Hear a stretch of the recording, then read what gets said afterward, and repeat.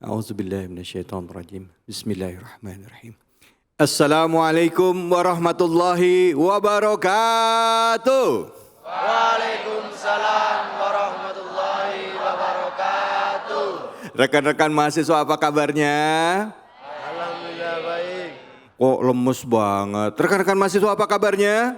Alhamdulillah baik. Ini nggak tahu antara tegang karena muncul di TV apa memang baiknya pada baik.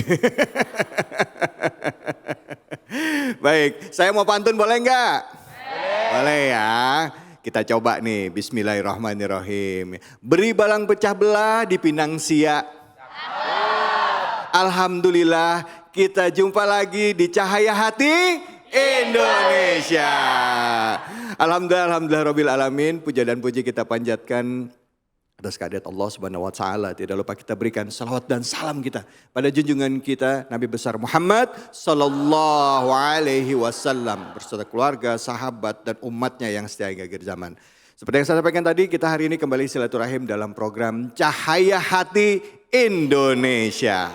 Program yang luar biasa yang hadir setiap akhir pekan, setiap Sabtu dan juga Ahad untuk menemani Anda menghabiskan akhir pekan Anda bersama dengan keluarga dan juga menyimak kajian-kajian bersama dengan guru-guru kita yang tentunya berhubungan dengan tema yang dekat dengan keseharian kita atau tema-tema yang saat ini sedang viral. Nah, pada hari ini jadi hari yang istimewa karena kami berada di kampus yang ada gak jauh dari, sebenarnya masih Jakarta gak sih ini ya? Jakarta ya? Jakarta ya? Jakarta. Soalnya ada yang bilang, Mas ini udah Tangsel nih Mas. ini yang kampus yang menghasilkan calon-calon pemimpin bangsa Indonesia ini ke depannya. Amin ya. Ini kami hadir di Institut Teknologi dan Bisnis Ahmad Dahlan Jakarta. Luar biasa.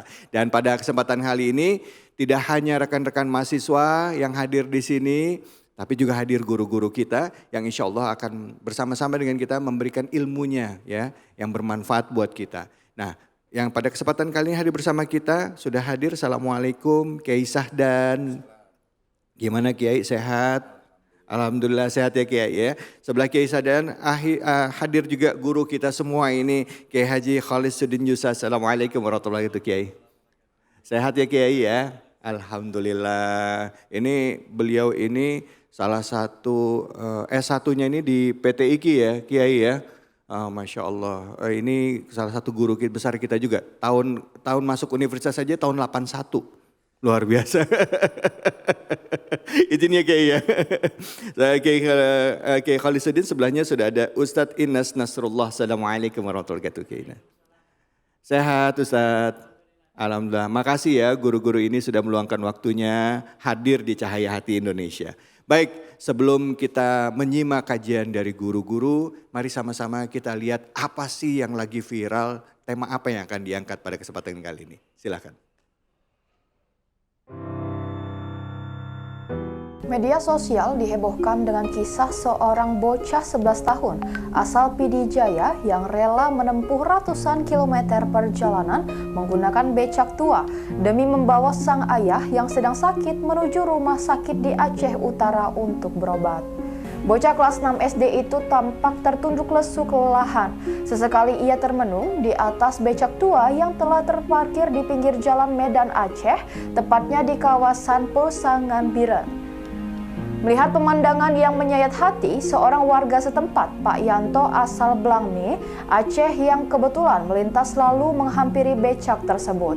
Ia kemudian menanyakan maksud dan tujuan sang bocah. Saat ditanya, bocah tersebut mengatakan ternyata ia membawa ayahnya yang sedang terbaring lemas di atas becak menuju rumah sakit di Aceh Utara. Saat ditanyakan, bocah berbadan gempal itu ternyata memang sering membawa ayahnya dari PD Jaya ke RSUD Cutmutia, Aceh Utara menggunakan becak.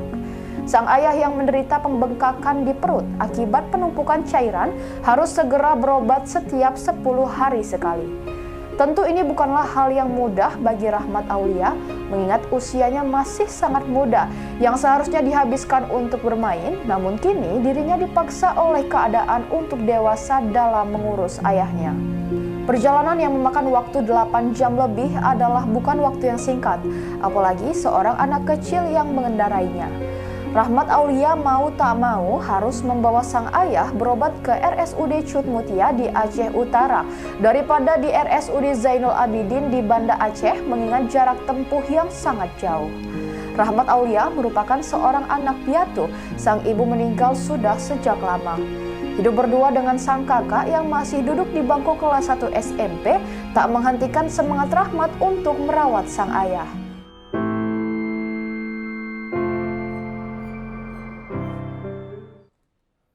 Ya Allah, terharu ya. Usia kelas 6 SD ya, itu dengan susah payah membawa ayahnya ke rumah sakit. Silakan Kiai mungkin bisa menyikapi tema ini. Fadhal. Ya, terima kasih Mas David. Assalamualaikum warahmatullahi wabarakatuh. Waalaikumsalam warahmatullahi wabarakatuh. Hamdan wa syukran lillah, salatan wa salaman ala rasulillah, amma ba'du. Yang kita muliakan guru kita Kiai Kholisuddin Yusa, Ustadz Inas Nasrullah. Semoga beliau senantiasa diberkahi Allah Subhanahu wa taala. Host kita yang ganteng Mas David Kholik. Saudara para pemirsa di mana saja berada.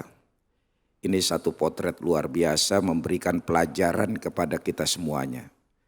Bahwa tidak ada kerugian ketika kita memiliki anak soleh. Justru melimpah dengan keberkahan, kebaikan-kebaikan.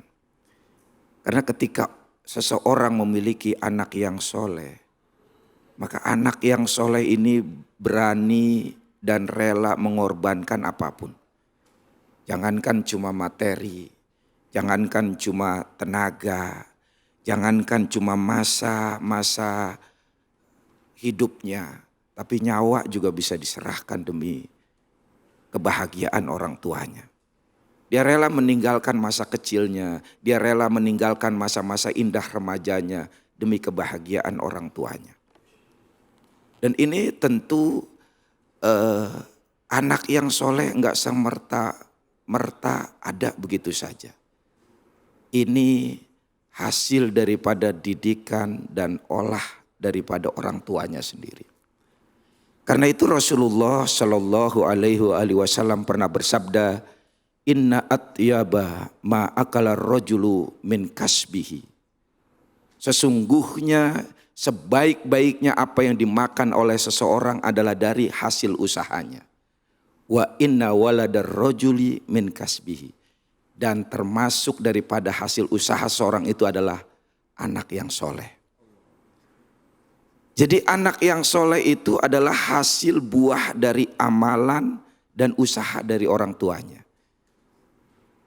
Ketika orang tuanya itu amalnya baik, ibadahnya hebat, maka akan lahir juga anak dan keturunan yang baik dan soleh. Saya teringat jadi bagaimana kisah ini hampir sama bahkan lebih dahsyat dari seorang yang bernama Uwais Al-Qarni. Beliau bukan sahabat Rasul padahal hidup di masa Rasul, tapi diakui sebagai saudaranya Rasulullah SAW. Kenapa? Karena beliau sepanjang hidupnya tidak bisa berjumpa dengan Rasul. Kenapa? Karena saking taat dan baktinya kepada ibunya. Bahkan ketika ibunya bermunajat suatu malam ingin sekali melakukan ibadah umroh, didengar oleh Uwais Al-Qarni. Uwais Al-Qarni berpikir bagaimana caranya bisa menghantarkan impian dambaan ibunya ke Haramain. Sementara mereka dari keluarga yang sangat miskin, ayahnya sudah tidak ada. Akhirnya apa? Uang yang ada yang dikumpulin sedikit demi sedikit, beliau hasil usaha daripada kuli di pasar, beliau belikan anak sapi. Beliau kemudian membangun kandang di atas gunung. Setiap hari itu anak sapi digendong Mas David. Digendong turun naik. Ya. Pagi diambil, sore ditaikin lagi. Setiap hari. Lama-lama sapi itu besar. Orang bilang, ini gila kali Wes. Orang-orang itu malah naik sapi, ini malah sapinya digendong. Ternyata sampai berat 100 kilogram sapi itu. Dan ternyata untuk apa? Untuk latihan menggendong ibunya dari Yaman ke tanah suci. Masya Allah, luar biasa. Maka Uwais menjadi orang yang mungkin tidak terkenal di bumi, tapi viral di penduduk langit. Kira-kira begitu Mas David. Ini kisah Uwais Al-Qarni ini memang menjadi inspirasi bagi kita semua. Kita simak kajian selanjutnya dari guru kita. Silakan Kiai Walil. Baik, Assalamualaikum warahmatullahi wabarakatuh. Waalaikumsalam warahmatullahi wabarakatuh. Alhamdulillahi wa kafa wassalatu wassalamu ala nabil mustafa wa ala alihi wa ashabihi ahli sidq wal wafa amma ba'd. Para guru yang kita muliakan, luar biasa di tayangan dan mestinya memang kita harus mencermati yang disampaikan oleh guru kita, Guru Syahdan, luar biasa tentang Uwais Al-Qarni. Itu kemudian bundanya itu digendong dari Yaman sampai di Arafah. Dan dia tidak akan berhenti di situ kecuali bundanya pengen salat atau pengen buang hajat. Tidak pernah berhenti. Nggak kenal lelah, nggak kenal capek.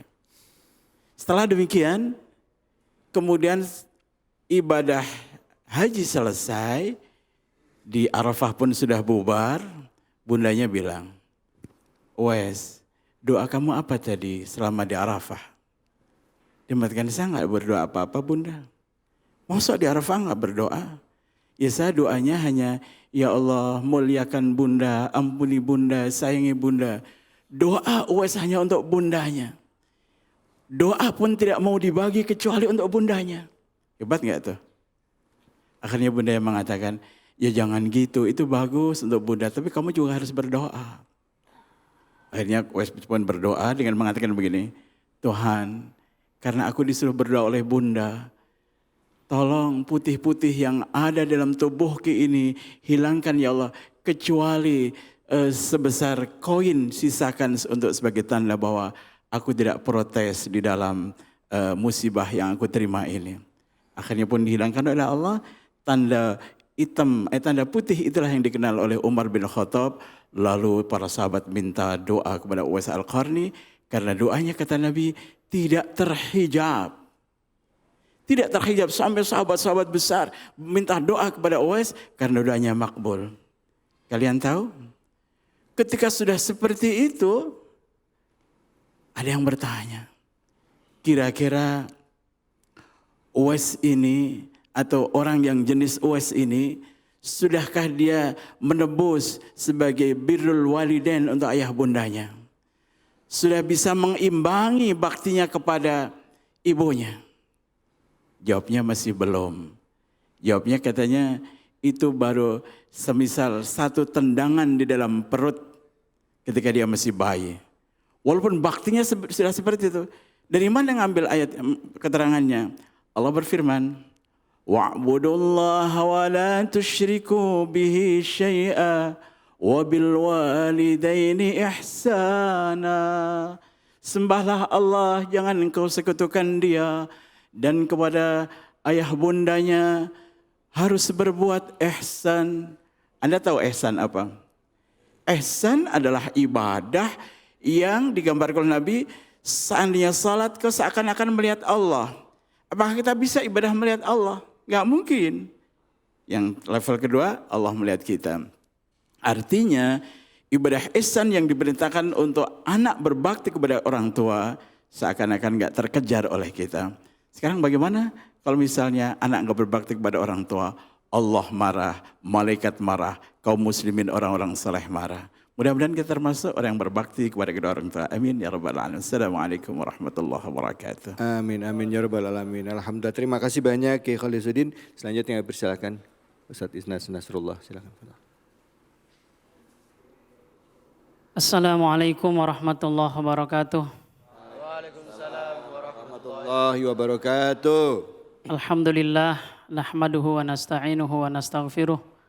Wa na'udzu billahi min syururi anfusina wa min sayyiati a'malina, may yahdihillahu fala mudhillalah wa may yudlil fala hadiyalah. Asyhadu an la ilaha illallah wa la syarikalah wa asyhadu anna sayyidana wa nabiyyana Muhammadan abdu wa rasuluh. Rabbi syrah li sadri wa yassir li amri wahlul 'uqdatam min lisani yafqahu qauli.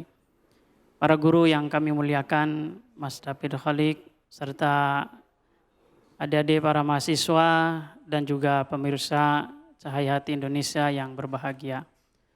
Subhanallah, tayangan tadi adalah merupakan sebuah ibroh, pelajaran bagi kita yang tentunya dari apa yang tadi sudah disebutkan oleh para guru kita, memang sejak zaman dahulu sudah ada anak-anak yang luar biasa yang berbakti kepada kedua orang tuanya. Hal ini bukanlah suatu hal yang aneh, karena berbakti kepada kedua orang tua adalah merupakan kewajiban yang diperintahkan oleh Allah Subhanahu wa taala dan juga Rasul-Nya. Di dalam Al-Qur'an Allah Subhanahu wa taala berfirman, a'udzubillahi minasyaitonirrajim. Wa qada rabbuka alla ta'budu illa iyyahu wa bil walidaini ihsana. Wa qada rabbuka, dan Allah Subhanahu wa taala Tuhanmu menentukan atau memerintahkan agar kamu tidak beribadah kecuali kepadanya. Wa bil walidaini ihsana, dan agar berbuat baik kepada kedua orang tua. Demikian di dalam hadis banyak sekali yang menyebutkan perintah kewajiban seorang anak agar berbakti kepada kedua orang tuanya. Kalau melihat tayangan video tadi, ya seperti oleh kedua guru kita tadi, betul-betul terinspirasi bagi kita bahwa anak tadi itu adalah merupakan Uwais Al-Qarni zaman now, ya, ataupun zaman sekarang.